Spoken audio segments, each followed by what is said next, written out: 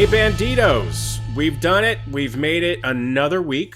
So welcome to another Wednesday episode of the Dollar Bin Bandits on this September 14th. I am Joe Marcello.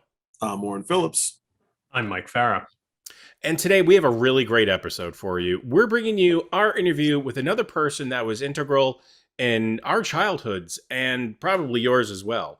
We're talking to none other than Tom Cook. So Masters of the Universe, Filmation's Ghostbusters, The Flintstones, Scooby-Doo, Godzilla, Thundar the Barbarian, She-Ra, Super Friends. Those are just some of the shows he's worked on. We get into his career in comics, the types of animation, how animation has changed over the years. Something I was always fascinated with was what was up with the Masters of the Universe animation. So we touch on that too. Great episode. Yeah, like you just said, Joe, he touched on so many different cartoons that we all watched, we all enjoyed. Hearing his stories, hearing the people he got to interact with, and how some of these shows came together was absolutely fascinating. I don't know how I did it, but I missed yet another animation episode of the Dollar Bin Bandits. Why am I not around for these great episodes? Because I watch these cartoons too. And Tom Cook seemed like a really creative guy. As we've all said, worked on so many of the childhood memories shows that we cherish. And I think you'll get a kick out of this one. So let's get to it. This is Tom Cook. Lauren and I got to tell you, are extremely excited to be talking to our guest.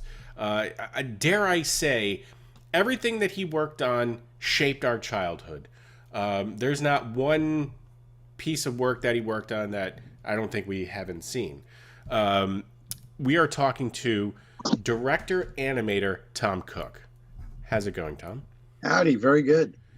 I'm not joking when we say that, because going through your list of work, I was just like, oh my God, I've seen everything and I loved it all.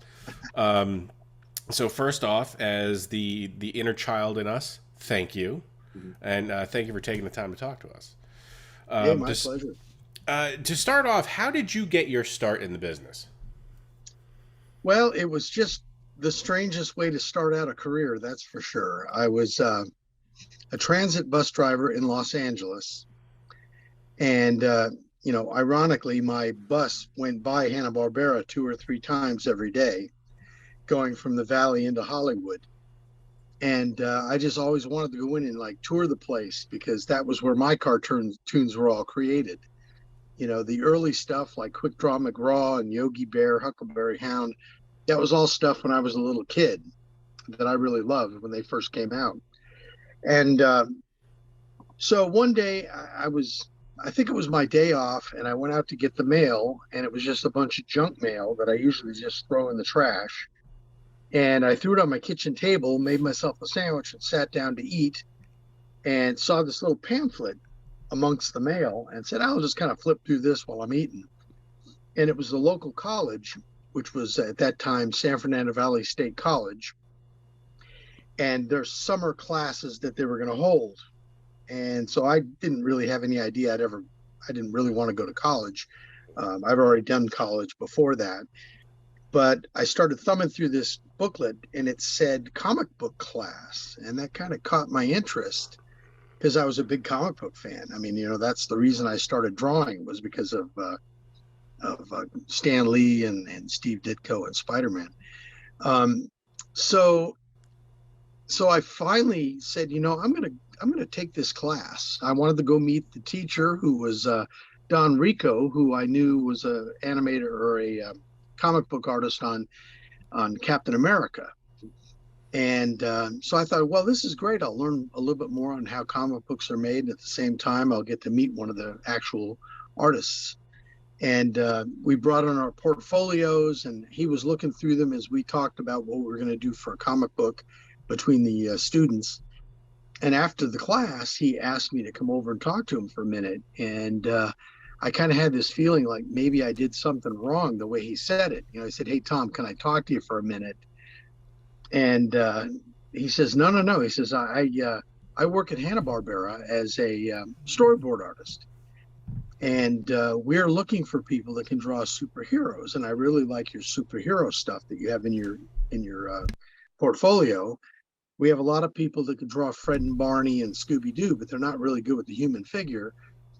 I could recommend you to a class that they hold at the studio every Thursday night, and it's free as long as one of us recommend you. And my jaw just hit the floor. It's like, you're kidding me, you know? And he said, no. And he says, and sometimes they'll hire out of that class. So there are about 30 people in the class, and 3 weeks later, I get hired out of the class. So bus driver to animator in 3 weeks with no experience. You're prodigy. I would like that career path. Yeah, it's pretty good. It was very easy. What was it about the comic book art that caught your eye? I know you mentioned Steve Ditko. Were there other artists whose style you kind of, really attached to?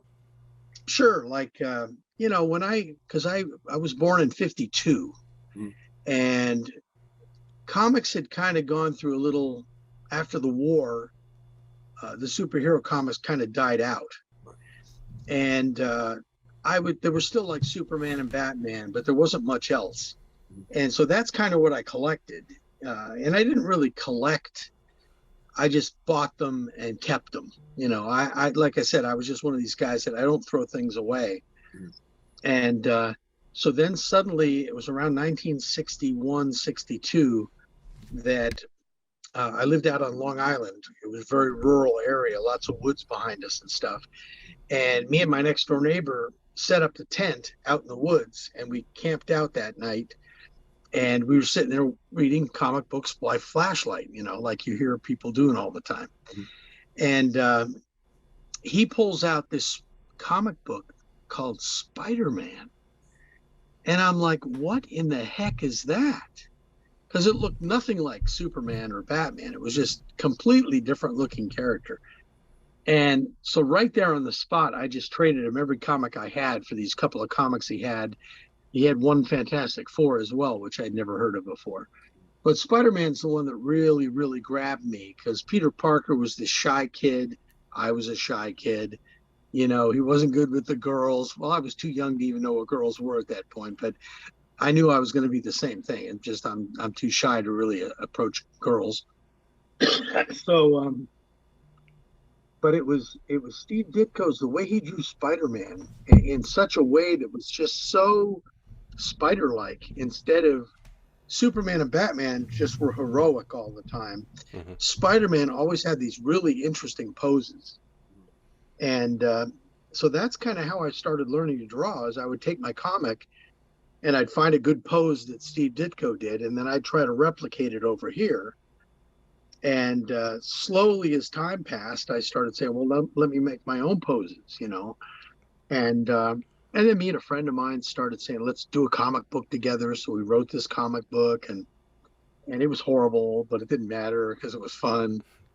And so that's really what got me started on the road to drawing was Steve Ditko and Spider-Man. Important question. Do you still have any of those comics? Well, I had every one of them up until about, I'm going to say maybe 15 years ago. I took them all to Heritage and sold them all at Heritage auctions. Okay. And that was to help pay the house off that I have. And now I've gone out and I've repurchased all of them graded.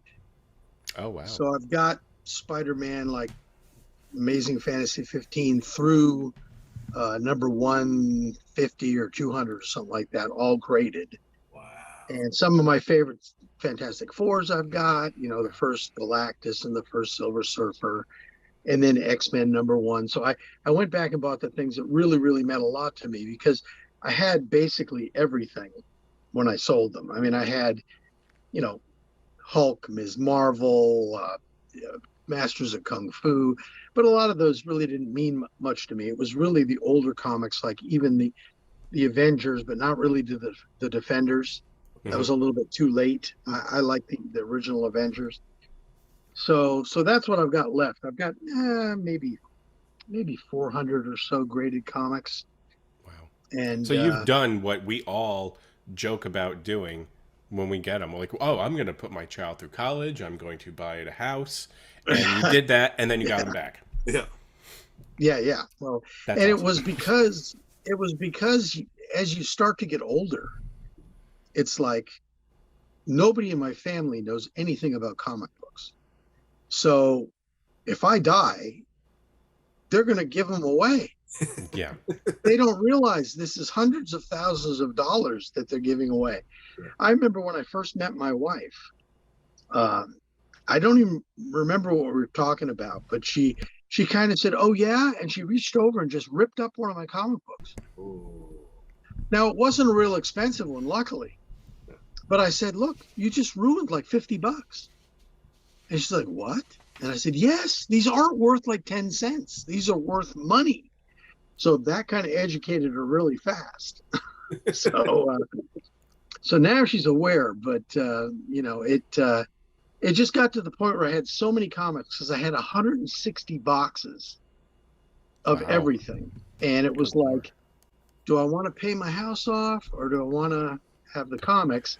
And I thought, well, pay the house off. Now I've got money coming in where I can rebuy stuff. And once the grading came in, I didn't want to have to send 160 boxes of comics in to get graded. So this way I could just buy the ones I want at the grades I want. And that's what I've done. So Wow. We are very jealous, sir. Yeah, really. I mean, And pick my jaw off the floor for a second. yeah, really. Good Lord. So just to switch gears a bit, I want to discuss your career in animation, but specifically, if I could speak, what your role as animator really covered. We all, Orrin and I and those listening, I think we're all familiar with what animators do, but their jobs may vary from maybe from property to property or whatever Right. they're working on. Well, and what really happens is when I do these cons, a lot of people, they really don't know what an animator is. They don't know what a director does. They really don't know anything about it because they'll come up and I'll get, "Oh, wow, you created Scooby-Doo?" Like, no, I didn't create Scooby-Doo. Scooby-Doo was Hanna-Barbera, and same thing with He-Man. You created He-Man? No, Mattel Toys created He-Man. I made them move, and that's it. It's a disconnect. They don't understand because a lot of people don't realize that you have to draw every single drawing to get them to move. And especially I have this little flip book that I did that I carry with me everywhere so I can show kids because you tell the kids, I drew each drawing on a piece of paper and then they film it and put the film through a projector and they go, "What's film and what's a projector?" And it's like, yeah, I get it. You don't understand what a projector is. You don't have them anymore. Right. So I just showed them how each drawing is a little bit different and how it makes it the character move. And that's basically what the animator does is now when I first started Hanna-Barbera, when I got hired, I was hired as an assistant animator. Thankfully, because of course I had no experience. So I didn't know anything about how to animate anything. And when I told the director, I said, "Look, I know you're hiring me and I'm excited as heck that I got this job. I mean, this is like a dream job that I never could even dream come true, but I don't know what I'm doing. I've been in this class for 3 weeks. I've done like 2 in-betweens, they were terrible." And he said, "We don't care because you could draw well and you're going to be an assistant to the animator. So you're going to sit with an animator and he's going to hand you the work and you're basically going to clean up his drawings and do those in-betweens." So he drew everything. The animator draws in blue pencil, and they use blue pencil because when you Xerox the drawing onto a cell, blue pencil doesn't get picked up by Xerox. I mean, you might have heard non-photo blue. That's one of the things we use. And so that way the assistant can put the black line right on top of the blue line that was there made by the animator, clean it up, make it tighter, make it look more like the character, because the animator wants to make the character move. He doesn't care if it looks exactly perfect like the character. His job is to get everything moving, and it was my job as an assistant to clean it up and make it look like the character. and fill in those spots. And so the assistant really does all of the drawings. Like if there's 50 drawings in the scene, you do all 50 drawings. With the animator, you just do the key poses. So you might do pose number 1, number 5, number 10, number 15, whatever is needed to get the assistant so he can follow the movement that you're doing easily. If it was some difficult movement, you might put a couple of real rough sketches of what you want the guy's hand to be doing. Because especially if he's throwing something, if he's got the ball held here, and you give this drawing to the assistant, and then the next drawing he's thrown the ball, so his hand's like this. Well, it doesn't do this. It's more this, so it goes really fast. Right. So you would put fewer drawings, but make it move to this faster. And in order for the assistant to understand, you had to put in some roughs to give them an idea that you want it to move faster. Most assistants don't understand animation to the point where they could fill that in without some help. Unless you become a really long time assistant, then you can know. But me, like I said, I was so green, I actually drew the Fred Flintstones. That was the first scene that I did. After I got all this scene done and I turned it into the animator, he goes, Fred doesn't really quite look enough like Fred. And I said, well, I kind of thought that when I was cleaning it up. And he said, yeah, well, you're supposed to make it look better. And I'm like, I had no idea. I didn't want to mess your drawings up. So I did it right as you did it. And he said, no. You've got to clean it up and make it look exactly like the model sheet. So lesson number 1, first day, lesson number 1, complete goof up. Luckily, Fred was moving really fast, so it didn't really make that big of a difference. But if it had been a more slow scene or he's going to be standing there talking, I would have had to redo it. It seems like someone got the roles and the job description backwards in the hierarchy.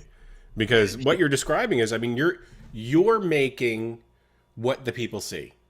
Yes. Not to take anything away from the animator, but what you are doing is really what people see versus like a storyboard artist, which is just, kind of doing the wireframe of movement. Yeah, and you're filling in all the everything. Every other thing, like the storyboard artist, the layout. You need those because I won't know what to do unless I've got the layout showing me how big the character should be and all that sort of thing. But those things don't show in the story. When you're watching the cartoon, it's my work that you're seeing. It's not the animator. The storyboard or the layout artist.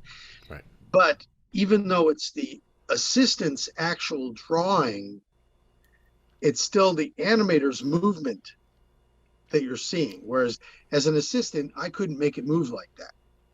Okay. And they don't want him spending all the time, because he could draw just as good as I could and make it cleaned up. But they want him to use his talents to do the next scene instead of wasting all his time finishing off this one scene. So that way every scene will look really good, and then the assistant will follow up. So even though it's my drawing on the screen, it's really, I'm going over his drawing. So it's really, really his drawing. It's just my finalized drawing. Okay. I still think you did better work. Confusing. It's confusing. When obviously there are different styles of, the shows have different styles. When you're doing a show such as like anything from Hanna-Barbera versus Masters of the Universe, which is just by far just fabulous to look at. Even the backgrounds are just beautiful. I agree. Are there, and this is a little off our script, it's just something that I'm fascinated by this, and I really I want to pick your brain about it because I'm interested. Are there fewer frames on shows such as like Hanna-Barbera type cartoons or Super Friends versus something like Masters of the Universe that is, and I say that because it seems like, in In He-Man, there's the movement is much more fluid. Yeah. Different style of animation, obviously, but you're seeing he stops, he turns, and the whole movement, you could just see it almost frame by frame. Whereas, Super Friends is a different style, so it looks a little bit more. I don't know what's the proper term. Blocky or something. I don't know. Yeah. I'm not describing it correctly, but No, I know exactly what you mean, though. okay, thank God. Because, okay, you have to kind of know some of the history of what happened. When I first started in '78, there was Filmation, Hanna-Barbera, Ruby Spears, Rankin and Bass, DePatie Freeling, Jay Ward, Disney. There were probably 8, 9 different studios to work at. Okay. In 1980 or 81, I think it was 80, the union went on strike, demanding double the pay. As I recall, they actually wanted to double our pay. Well, Hanna-Barbera had said, if you guys go on strike, we're going to have to send the work to Japan and Korea because we can't afford to pay you double. I mean, we're making some money right now, but it's not an unbelievable amount of money that we're making. It's really expensive to do an episode of a cartoon. And so the union would not relent. And Hanna-Barbera closed its stores. Ruby Spears closed its stores. DePatie Freeling closed. They all closed and sent the work overseas. The only studio that didn't do that was Filmation. And that's because Lou Scheimer, the head of Filmation, said, this is an American art form. We're keeping it here. And he says, look, all of my friends work in this business. Why would I put them out of work? And unfortunately, Hanna-Barbera didn't feel that way. And so we ended up having to kind of take what the union was offering, which was still a raise, but it wasn't as good as they wanted. And then all of a sudden there was no work. There was nowhere to work. Well, I had been working at Ruby Spears when all this was taking place, doing Thundar the Barbarian and Plastic Man.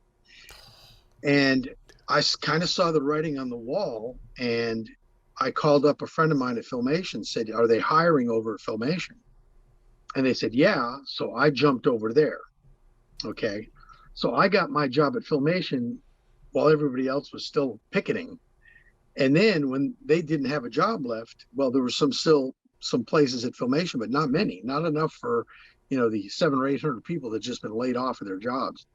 So that's the background for what we had to do with He-Man. Okay. Because we were paying union rates as opposed to Japan being able to pay like $1 an hour for their, animators or whatever they were paying over there. Our budgets were much higher than the Japanese budgets were. So in order to keep our budgets low, we did a bunch of rotoscope we had some guys, big muscle bound guys, come in and run, and we'd film them. And then we'd take the film and we'd turn them into He-Man or Skeletor or whatever the characters were going to be. So now anytime a character ran through the scene, we could use the same drawings or the same cells that we had used previously. Well, we had to have 25% of each episode be this reused animation. That's why He-Man was always punching the screen. That was one of the cells that we always used. So whenever it came time to use that, we'd use that same thing, just change the background. There was so much recycled footage. And I've always, questioned it, and I was going to ask that later on. But and people always thought we were like too lazy or we weren't talented enough, and that wasn't it at all.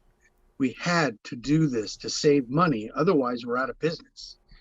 And then even during the process of doing the episode, every day Lou would go into a room and they look at what they call the dailies. And that was everything that was filmed on camera the day before. So they would see if there were any mistakes to fix them, but they would also look, and if they saw a scene that was really good, I was lucky enough, I had one where Beastman takes his whip and whips at He-Man off stage, and then He-Man catches the whip and then does this over his head and throws him off stage. So when Lou saw that, he said, okay, stop, mark that down. that scene, anytime He-Man fights Beastman, we'll do that same scene again, but we might do it with a different background. We'll do a close-up instead of the faraway shot. So it's always going to look a little different, even though it's exactly the same. But when you think about it, if I run, I look the same running no matter how many times I run. So why not use the same run? You know, it really doesn't matter. And it's to do a run is one of the more difficult things because it's very mechanical. You know, you've got to have 12 frames and it's got the leg has to do this at this frame and this at that frame. If it doesn't look right. So when you worked out some really good run cycles, it was perfect. Let's use them over and over and over. And that's why He-Man and the gang all ran everywhere. Because we had to find all these ships. Why are you running? Exactly. The one scene that sticks out in my head that you're now that you're talking, that I always remember because it just seems so out of place. It's a scene that would always play where He-Man runs, stops, and tosses the sword from hand to hand. Right. And he's like looking. I'm like, what are you doing with your sword, man? Like, what is the deal? Like, come on. Well, somebody thought that was cool. and they did it. And I'm sure it was probably rotoscoped because that's not something, it's a lot of work to do that. But if you have some actor do it and then you're just turning him into He-Man, it's a little bit easier. And that's why things look very fluid because it was, real people doing that. But even with the rest of the show, I think we had some really good animators, and for the most part, everything looked pretty good. I think everything looked fabulous. I mean, regardless for the amount of footage, difficulty with drawing that many things on people, because he had that gray thing on the belt, and then a belt here, and that was a lot of work to draw all that stuff and animate everything. And everyone is jacked. So you're drawing all the muscles and exactly. ripped abs so and if you look at Super Friends, they've got, if there's an arm, there might be one little line here to show there's a muscle, and that's it. With He-Man, there were lines everywhere because he was just bulked like crazy, and so you had to keep those. When the character moved, those lines had to move with him, and that's where the in-betweener really had to be careful. Because you don't want the muscle to look like it gets smaller. You had to keep the volume of that muscle the same throughout the scene. And I'm just telling you, a lot of the people that worked at Filmation ended up working at Disney once Filmation went out of business. And they worked on Beauty and the Beast and Tarzan and The Little Mermaid and Aladdin. So it wasn't lack of talent. It was lack of time. In TV. That's what made TV shows not as good, is we had to get, especially with He-Man, we had to do an episode a week. Wow. It was 65 episodes per season, whereas with like Scooby-Doo, it was 13 episodes per week because it was just on Saturdays. So you'd play 13 weeks of Saturdays. That's a lot of days. Yeah. But Monday through Friday, 13 weeks is 65 episodes. So suddenly we had twice as much work and yet half as much time to get it done. So, I mean, I tip my hat to the people I work with because I can't believe we did it. I tip my hat too because my after school would have sucked. I want to jump back. You are a young man. You get an opportunity at Hanna-Barbera. You walk through the doors. What's that experience like? And was it as a magical place as in your mind you thought it would be? Well, it's funny because when I was recommended for that class, they said, we want you to go in and meet the guy who teaches that class. His name was Harry Love. Really nice old guy. And so here I am. I'm taking that same portfolio, carrying that in with me, and I'm walking in the front door of Hanna-Barbera. I couldn't believe it, right? So I get to the desk and the secretary says, who are you here to see? Yes, I'm here to see Harry Love. Harry comes out, takes me into his office, and he starts looking through my portfolio. And he stops and he goes over to the phone and he dials the phone. And he says, you got to come down here. So he hung up the phone, and like maybe 3 minutes later, Joe Barbera walks in the room. So I'm like, I can't believe I'm meeting Joe Barbera. I'm completely shocked because I thought this is just going to be a really easygoing interview. And so Harry says to Joe, look at this stuff. Isn't this stuff that we need for Super Friends? So he looks through it and he said, he said, we would hire you right this minute, but we don't have any desks left. We're so full with people that we don't have any desks left. But we're going to put you in the class, and then chances are when it comes time, we'll probably hire you. Well, I still don't, people tell you stuff like that all the time. So I didn't take that to heart.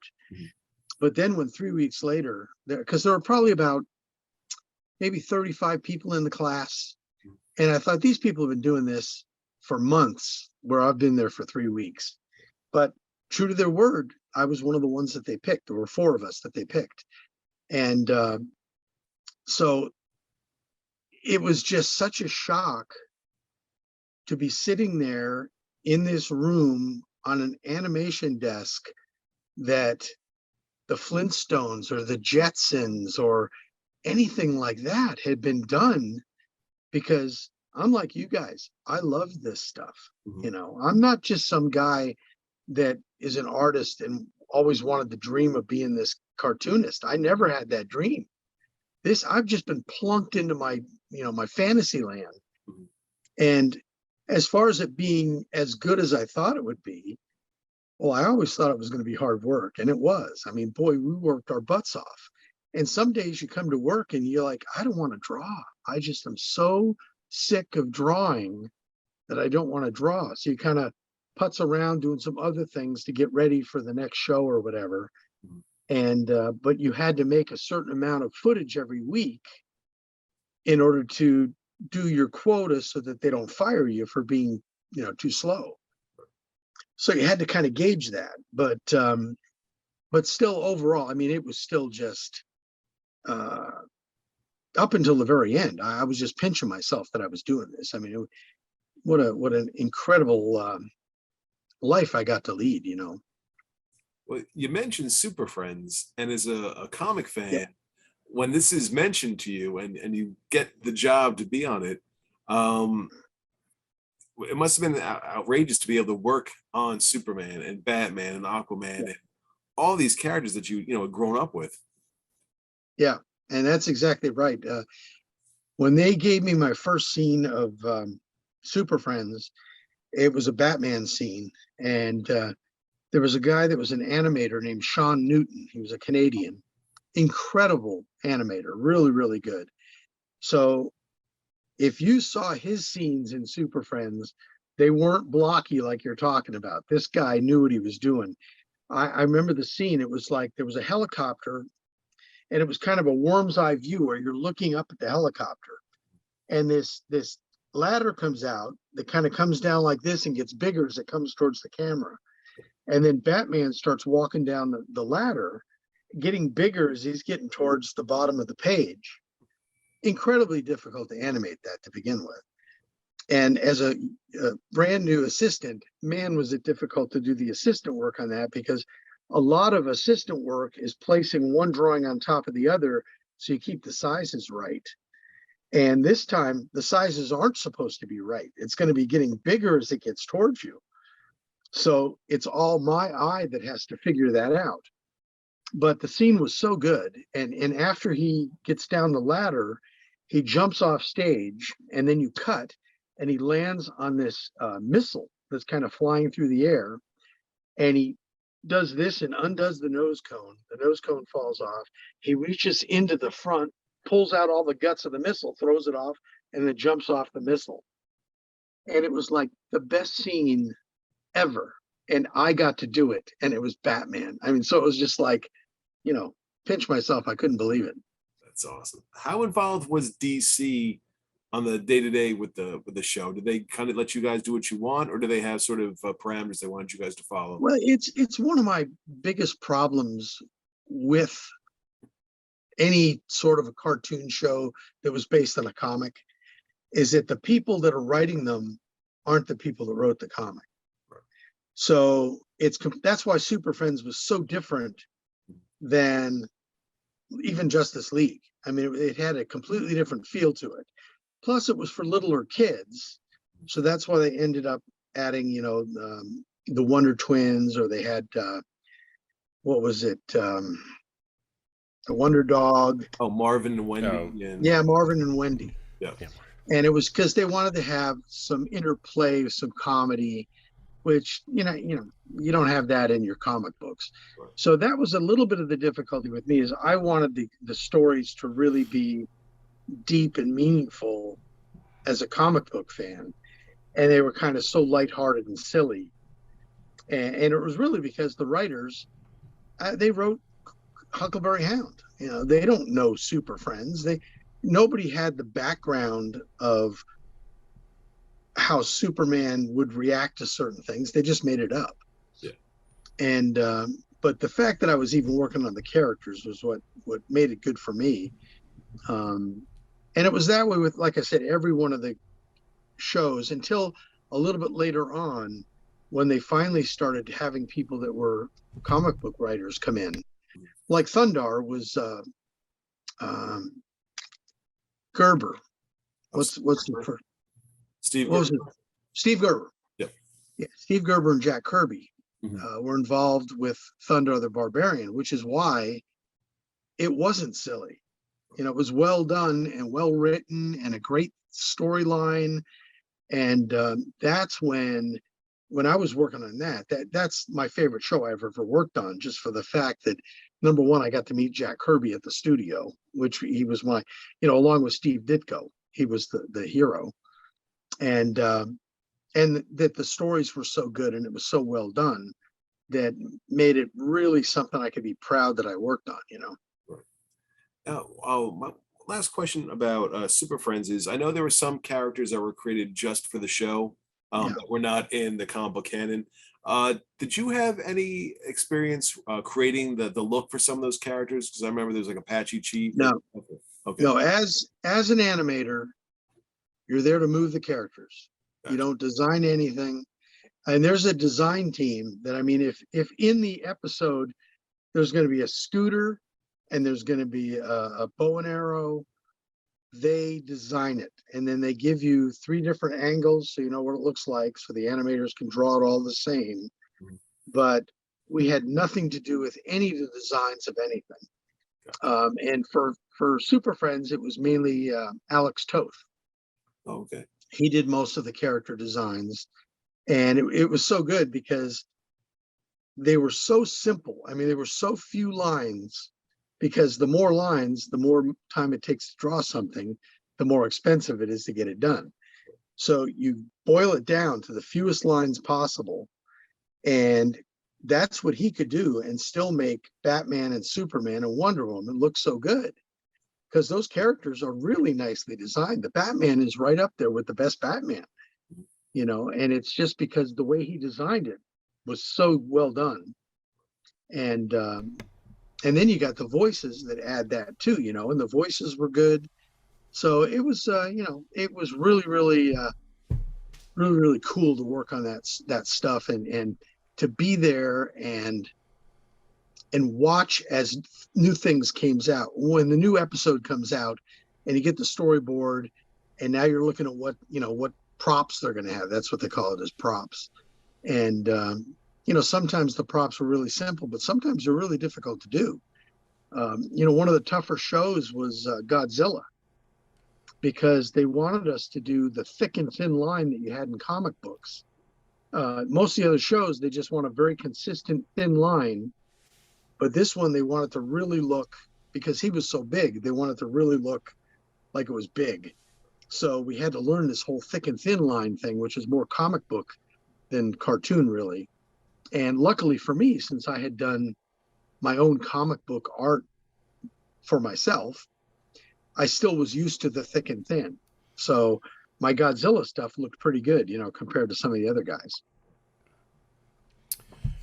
I want to jump to a show you worked on called The Ghostbusters. Yeah. Which I was fascinated with because I love the other Ghostbusters. Yeah. And there was a lot of confusion for me as a child because I wasn't aware of the live action series that predated it.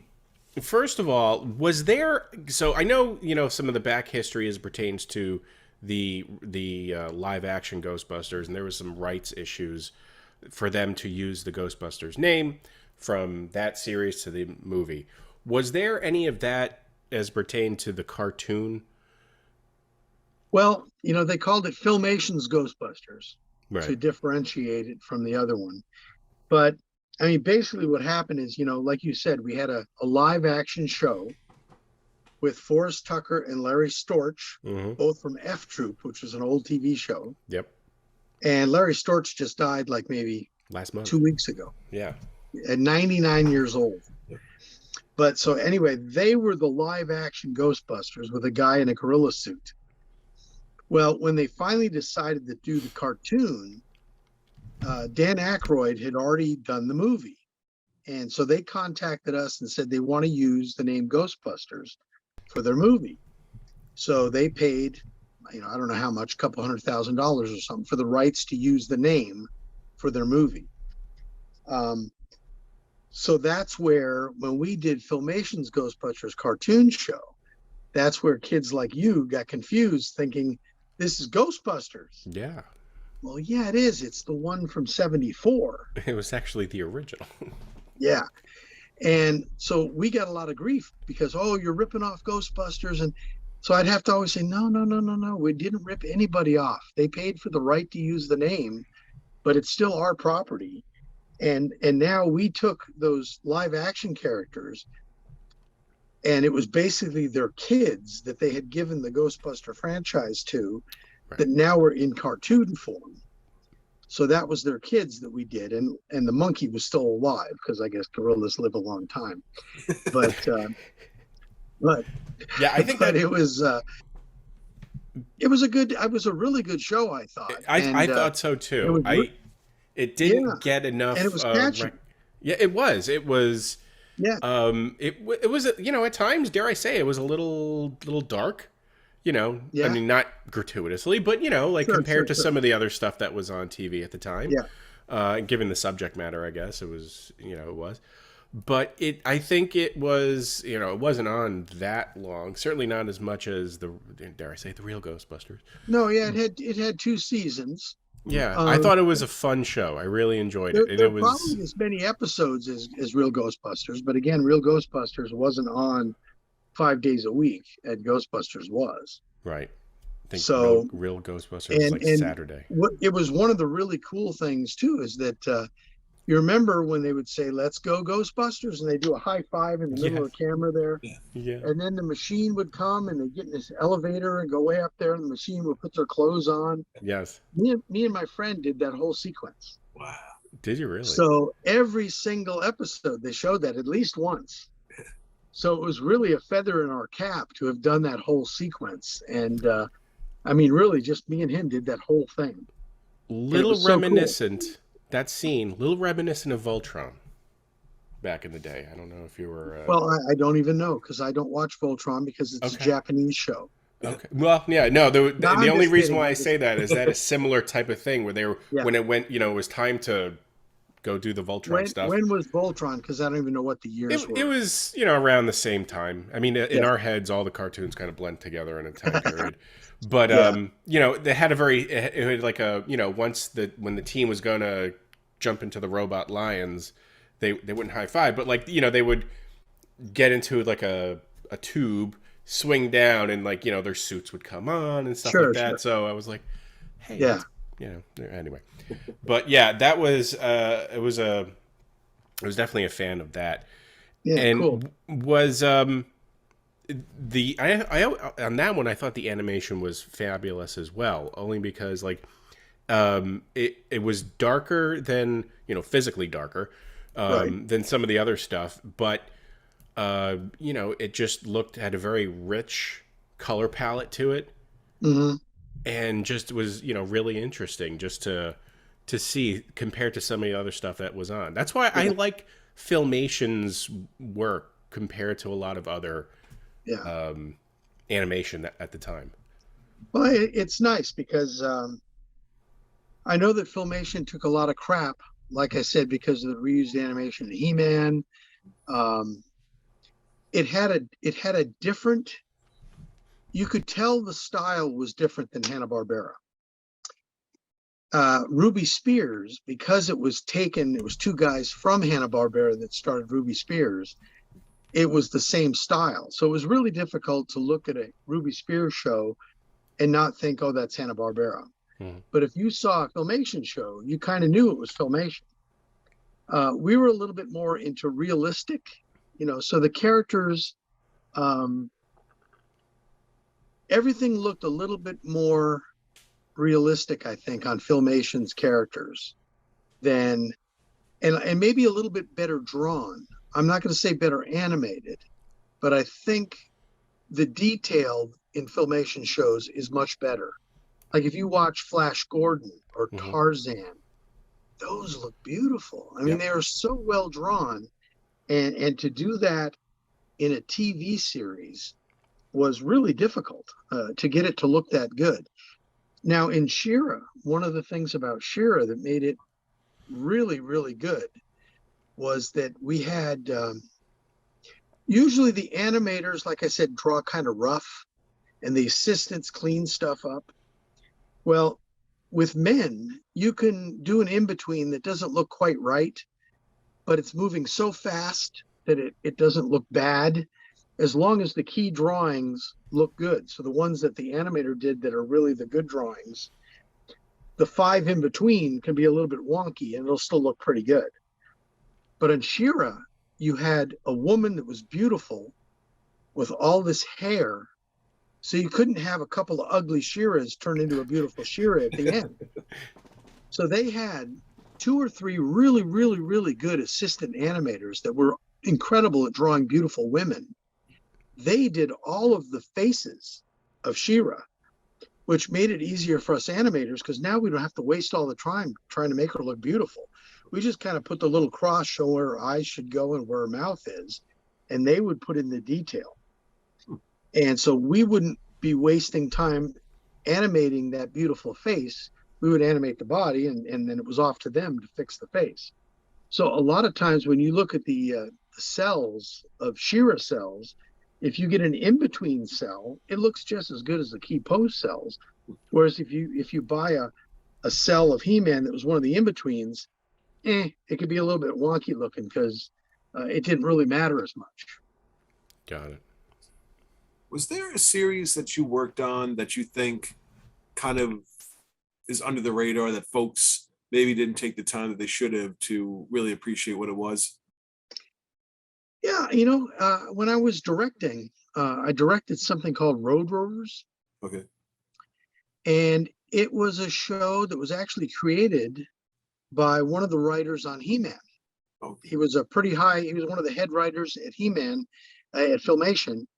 And when he left, because when Filmation went out of business in '89, everybody kind of just scattered. You had no idea where you were going to work because there wasn't really anywhere to work left.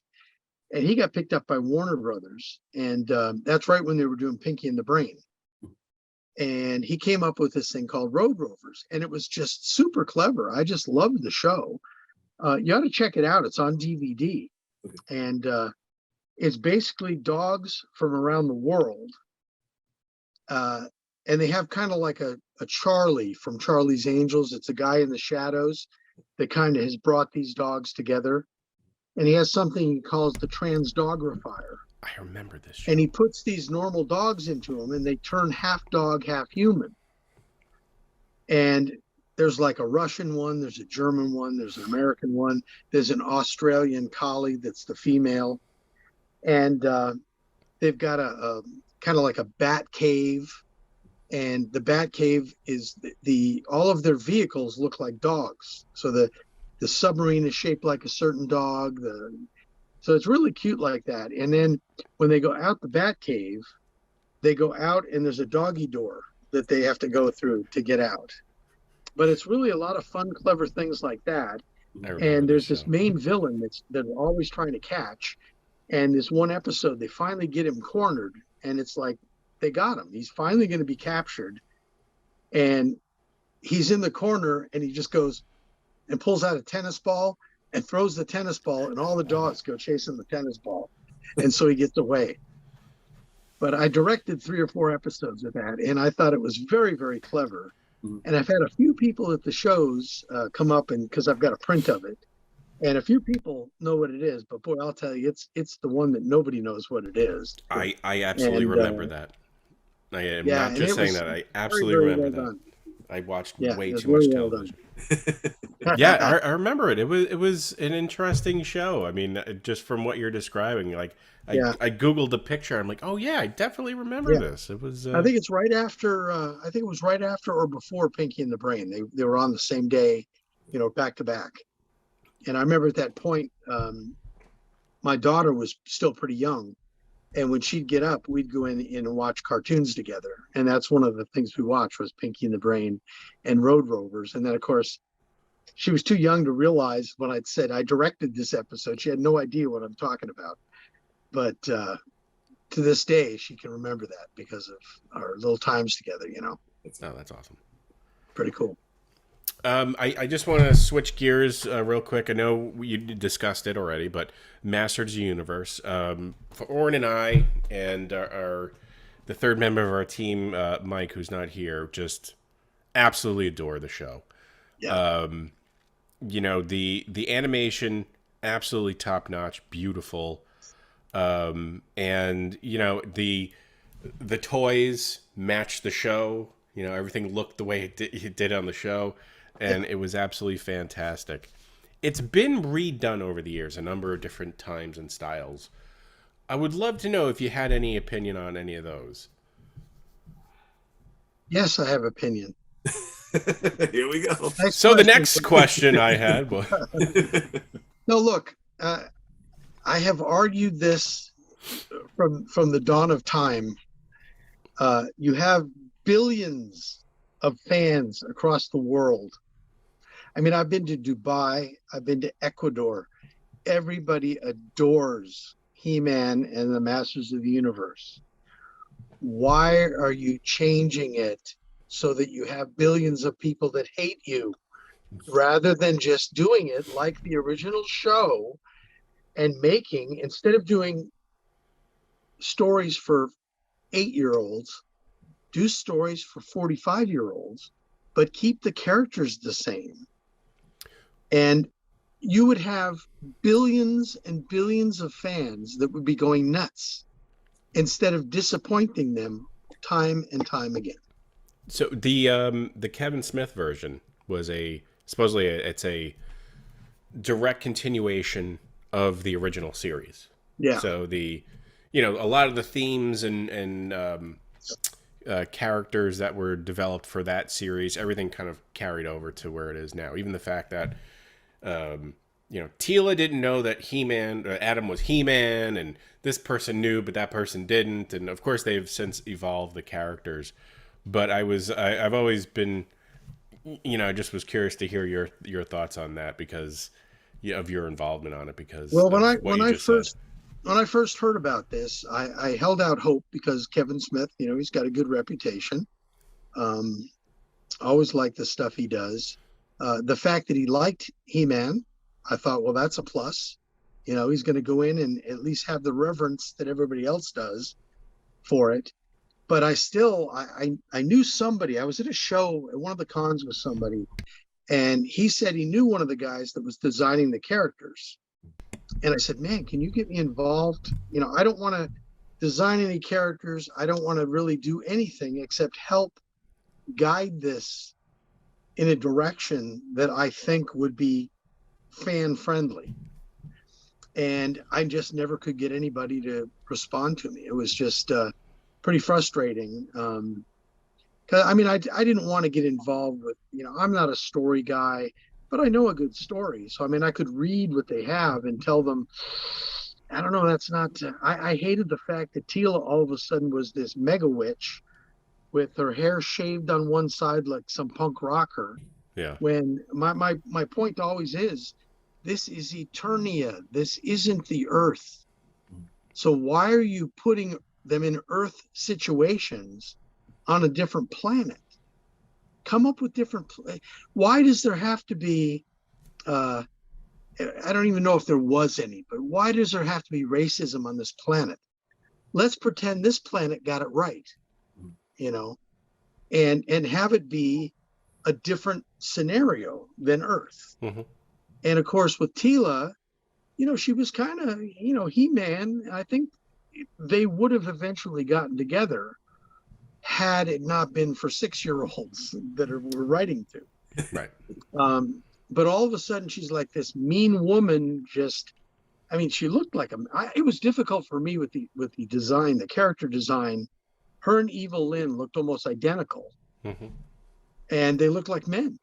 They didn't look like women anymore. Tila was always very curvy and attractive, and all of a sudden, she wasn't attractive at all.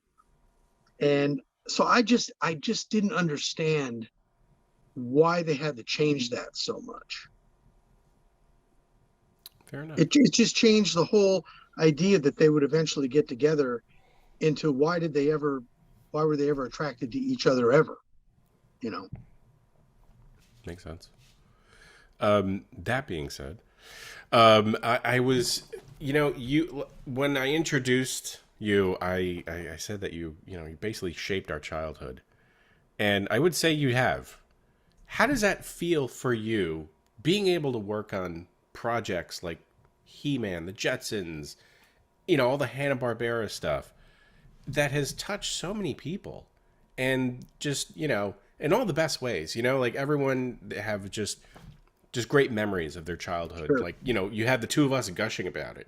Yeah. No, well, and I'll tell you, it's weird. It's really weird. When I first started doing cons, you have to, because people come up, the number one thing is everybody comes up and go, wow, you drew my childhood. I mean, really, if people gave me $1 every time they said that, I wouldn't have to ever pay any bill again. I mean, I would have made so much money, because it's universal that people say that. And my response is always, well, this was my adulthood. It's your childhood, but this is my adulthood. So how lucky was I?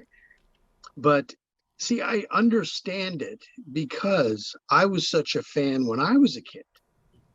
When I was a kid, if I had gotten the chance to meet the animator of Johnny Quest, because I love Johnny Quest.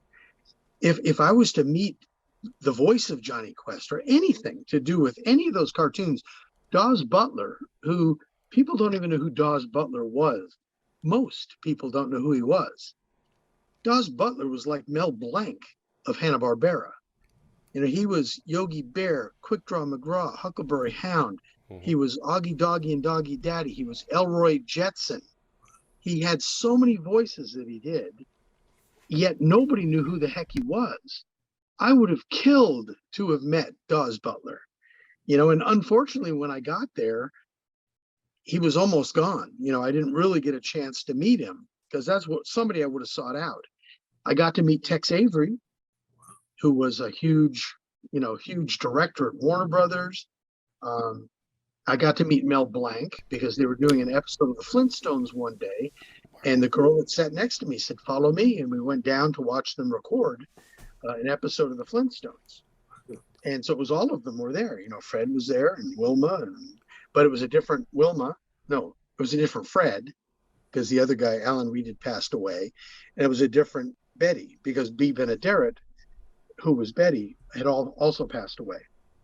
But there was Mel Blanc sitting on this stool doing all these weird animal characters, and and Barney and everything. So to get to meet him was really kind of cool. But so for me, it's very difficult for me to realize that people come up and look at me like I look at Jack Kirby. You know what I mean? Jack Kirby is like the king, but Jack Kirby is thinking to himself, all I did was draw a comic book. Why am I'm a king of nothing. And that's kind of what I feel like. I was just really lucky to have been able to be hired at this job, and to be good enough at it to be able to make a career of it. So, it's humbling. It's very humbling to have people come up, because I understand when they say this meant so much to me. I know, because I lived that too when I was a kid. So I know exactly what you're talking about. It's just really weird that it's me, you know? Well, it's pretty cool for us to talk to, one of the people that was so instrumental. And I understand. you Like know I said, I understand. It's awesome. I mean, I love talking about it because it was such a great life. I know some people that I work with that they hated it. You know, they didn't like cartoons. They didn't want to. All they could do was they drew well, and they could make a living at it. So that's what they did. Opposite of me, I was eating it up. You know, I just couldn't believe every day of my career. It was just, oh, I can't believe I'm doing this. You know, and when you've got, because what you do is you put the paper between your fingers and you're flipping it to see it as it moves. hmm And as you're doing that, and as you're drawing things, and you see it move nice and smoothly, it's just like, oh man, that is just the best feeling. And then you see it on screen, and it looks good, and you're just like, I did that. You know, it's pretty cool feeling. That's awesome. Before we go, where can fans follow you on social media or any of that good stuff? Well, I have a Facebook page. It's just Tom Cook Animator. If you do that, it usually pops up. I had a website, but it was all done in front page. It's been out there for so long that they finally said, we're not going to honor front page anymore. So I had to pull it down. I'm hoping to redo it, but I'm not the greatest at web design. And I had some help the first time, but that person can't help me right now. My wife's pretty good at it, so she's going to help me with it, but she just had a hysterectomy last week, so she's a little bit down right now, but she'll eventually help me do it, and I'm going to set it up so it's like it was before, where you could I'll have like pops or drawings or some prints that I can autograph and send to them. You could buy a commission if you wanted, a drawing of Captain Caveman or whatever your favorite character is. I could do that for you. Here, I'll show you. I've got one right here that I just did for somebody.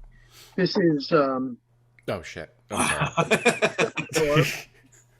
and so I do these at the Comic-Con too. You come up and I do it all in color because I want it to look kind of like a cell, Right. but it's on paper. Uh-huh. And I can do just about any character that I've worked on in the past. A lot of times I need to look it up for reference because I haven't drawn them in 30 years. But stuff like Skeletor and stuff, I know pretty well. Scooby-Doo too, I know him pretty well. But it's enjoyable, and I especially love that people want a piece of art rather than just a print.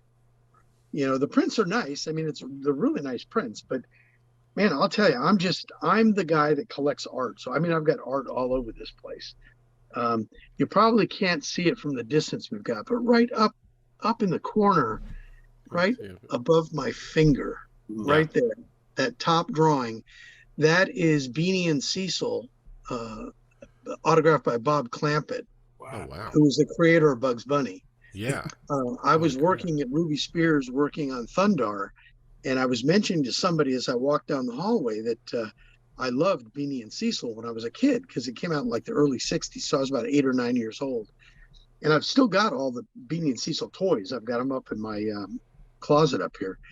But so I'm mentioning it, and some guy leans his head out and he goes, I was an animator on Beanie and Cecil. And I was like, oh, so, we ended up talking. And then later on in the day, I'm walking down the hall again, and he pokes his head out of his office and goes, hey, Tom, can I see you for a second? I said, yeah, sure. So I go in there, and he hands me the telephone. I go, hello? And he goes, hi, this is Bob Clampett. Well, what the heck do you say to Bob Clampett? I'm like tongue-tied. And he sent me that drawing autographed by him, and the guy that helped me get gave me the phone, his name was Carl Bell, just passed away. I think it was 92. Wow. Just passed away in March of this year. And it says in the clouds, it says, any friend of Carl's is a friend of mine, Bob Clampett. Wow. And so it's stuff like that that I just love. And all those other things up above me, those are like promotional prints of a lot of the shows like Huckleberry Hound and Yogi Bear and Quick Draw. And it's all the characters from the model sheets. And those were things that they would give out to the places where they're trying to sell the shows. So sort of promotional stuff. And so see, like I said, I mean, you look at my backdrop and it's just toys and collectibles and Yeah, I know nothing about that. and my wife, yeah. And my wife hates my guts for it. But I just can't help myself. I mean, I've got the full Super Friends, the little maquettes back there. Nice. I've got the big, huge He-Man statues, all of them. I've got He-Man, Skeletor, Tila, Trapjaw, the whole bunch of them over here on the side. We come over. Yeah. Yeah. Believe me, it would be a tour in itself. I'll tell you. Yeah. Because and plus, then I don't have many of my comics that I collect. I've got them somewhere off site because they're worth so much money. I don't want to keep them here at the house. Right. But I've got books. I've got like every book that ever came out, comic book wise, in trade paperback form. Oh yeah. So that way I didn't have to read the comics anymore. I could pull out the book and not mess with my comic books. Yeah. But yeah, so I'm just it's about time to start turning stuff around. I just turned 70 and I don't know how much longer do I have, Oh, you got plenty of time. Yeah. I hope. I feel real good. Absolutely. So you are our king with all this. Not Yeah, only work on absolutely. the stuff, Jeez. but you have all this cool stuff in the background. You're pretty much our Elvis. So that's Cool. awesome. And we are back. I love this interview. That's really all I could say about it. It was like pulling back the curtain on our childhood. As always, we say this a lot. We would always love to have our, this guest back, but I can't wait to have him back because, we really just scratched the surface on his career. He's done so much and, he genuinely appreciates the fact that we appreciate his work. So it was just a great conversation all around. And it also sounds like he has a pretty ridiculous comic book collection as well. Yeah, that too. That I'm very envious of. But a well-deserved collection because he's earned every penny he has because it's changed the lives of so many kids and so many adults. Nice to be appreciated. We appreciate Tom Cook. I appreciate you guys for doing this interview. I appreciate the listeners for listening to this episode or viewing this episode on YouTube. Guys, thank you so much for being here. Please remember to rate, review, and subscribe, and we will see you next time.